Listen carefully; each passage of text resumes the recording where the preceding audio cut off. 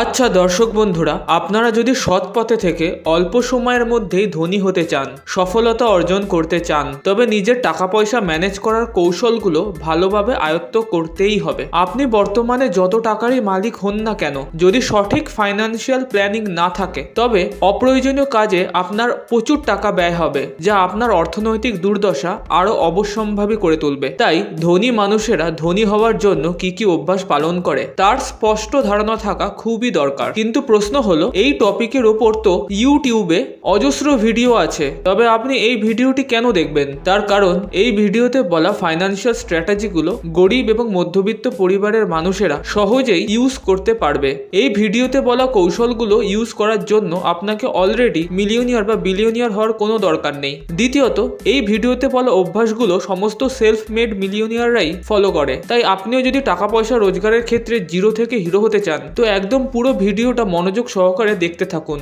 প্রথম financial habit যা ধনী লোকেরা ফলো করে তা হলো কেরিয়ারের শুরুতে বাজে লোনের চক্করে না জড়িয়ে পড়া। বাজে লোন বা ব্যাড ডেট মানে সেই সমস্ত লোন যেগুলি আপনার লায়াবিলিটি কিনতে খরচ হয়। এখানে অ্যাসেট এবং লায়াবিলিটির মধ্যে পার্থক্য যদি আপনার না জানা থাকে, তবে একটি পূর্ববর্তী ভিডিওতে এই বিষয়ে আমরা বিস্তারিত আলোচনা করেছি। আপনি আই বাটনে ক্লিক করে একবার সেই ভিডিওটাও দেখে আসতে পারেন। যাই হোক, এইভাবে বাজে লোনের কারণে আপনাকে বাড়তি ইন্টারেস্ট পে করতে হবে, যা আপনার উপর অর্থনৈতিক চাপ আরো বাড়িয়ে দেবে। কিন্তু ব্যাড ডেট অ্যাভয়েড করার জন্য আমরা কি করতে পারি? প্রথমত, লোক দেখানো শো অফ বা অন্যের সাথে হিংসা করে কোনো দামি ট্রেন্ডিং জিনিস যা আপনার কোনো কাজে লাগবে না সেগুলো কেনা বন্ধ করুন। যদি কোনো লাক্সারি আইটেম কিনতেও হয়, তবে যতটা সম্ভব সেটা hand to hand cash use করে কেনা ভালো। ইএমআই বা ক্রেডিট কার্ডের মাধ্যমে বিল পেমেন্ট যতটা সম্ভব এড়িয়ে চলুন। আর যদি আপনার মাথায় অলরেডি কোনো লোনের বোঝা থেকে থাকে, তবে সেটা যতটা সম্ভব তাড়াতাড়ি ক্লিয়ার করার চেষ্টা করুন। অল্প সময়ে লোনের টাকা কিভাবে তাড়াতাড়ি শোধ করা যায়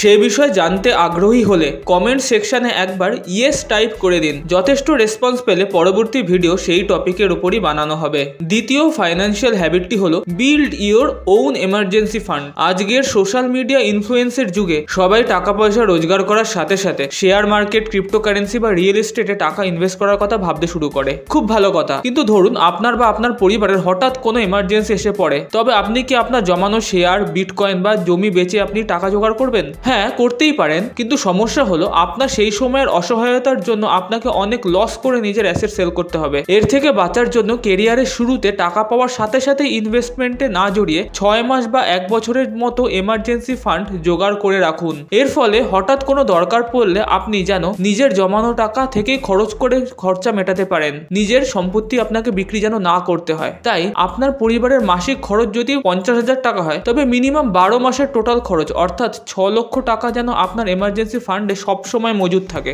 এমার্জেন্সি ফান্ড সিকিউর করে এবার আপনি ইনভেস্টমেন্টের কথা ভাবতে পারেন। এটাই হলো আমাদের তৃতীয় ধনী অভ্যাস, প্রপার ইনভেস্টমেন্ট প্ল্যানিং। কিন্তু কত টাকা ইনভেস্ট করব? সব টাকায় যদি ইনভেস্ট করে ফেলি, তবে শখ আহ্লাদগুলো কবে মেটাবো? আরে আমার সব টাকাই তো খরচ হয়ে যায়, ইনভেস্ট করার জন্য মাসের শেষে টাকা বাঁচাতেই পারি না। এরকম নানা অজুহাত আপনার মাথায় আসতেই পারে।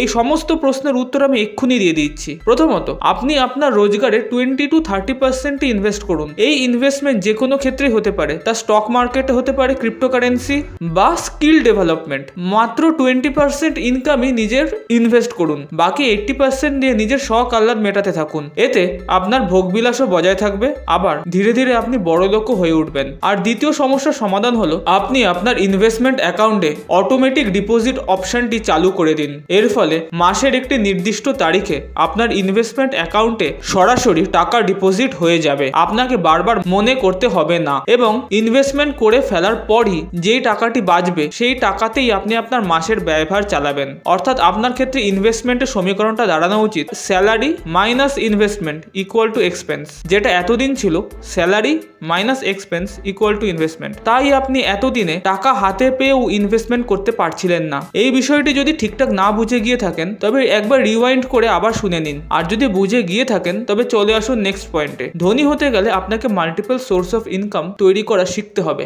এই মাল্টিপল সোর্স অফ ইনকাম বা প্যাসিভ ইনকামের ট্রেন্ডটা ইউটিউব কমিউনিটিতে নতুন কিছু বিষয় নয়। তবে আমি আপনাকে বলে রাখি, প্যাসিভ ইনকাম অর্থাৎ কিছু কাজ না করেই টাকা পাওয়া বলে কিছু হয় না। এখানে প্যাসিভ ইনকাম বলতে এমন একটা বিজনেস মডেল যা আপনার অনুপস্থিতিতেও চলতে পারে, অর্থাৎ অটোমেটিক বিজনেস মডেলকে বোঝানো হয়ে থাকে। আর আপনি যদি বিজনেস করতে না চান, তবে নিজের ইনভেস্টমেন্ট থেকেও এক প্রকার প্যাসিভ ইনকাম জেনারেট করতে পারেন। নিজের কোনো প্রপার্টিকে রেন্ট দিয়ে, সোশ্যাল মিডিয়াতে ইনফ্লুয়েন্সার হয়ে, অনলাইন কোনো কোর্স সেল করে, শেয়ার মার্কেট এবং আর্টিফিশিয়াল ইন্টেলিজেন্স ইউজ করেও আজকের যুগে খুব অল্প পরিশ্রমে মাল্টিপল রেভিনিউ সোর্স মানুষরা তৈরি করছে। তাই কেরিয়ারের শুরুতেই মাল্টিপল সোর্সে কিভাবে টাকা কামানো যেতে পারে সেই বিষয়ে মাথা খাটানো শুরু করে দিন। এছাড়াও যদি বেশ কিছু ট্রেন্ডিং প্যাসিভ ইনকাম আইডিয়া সম্পর্কে আপনারা জানতে আগ্রহী হন, তবে ভিডিওটিকে লাইক করে চ্যানেলটিকে একবার সাবস্ক্রাইব করে আপনার মতামত কমেন্ট সেকশনে জানিয়ে দিন। এছাড়া মধ্যবিত্ত পরিবারে অল্প আয়ে কিভাবে টাকা সঞ্চয় করা যায় সেই বিষয়ে জানতে আগ্রহী হলে রাইট সাইডের ভিডিওটি একবার দেখে আসুন। আজকের জন্য এইটুকুই। দেখা হবে আবার পরবর্তী ভিডিওতে। আমাকে সময় দেওয়ার জন্য আপনাকে অসংখ্য ধন্যবাদ।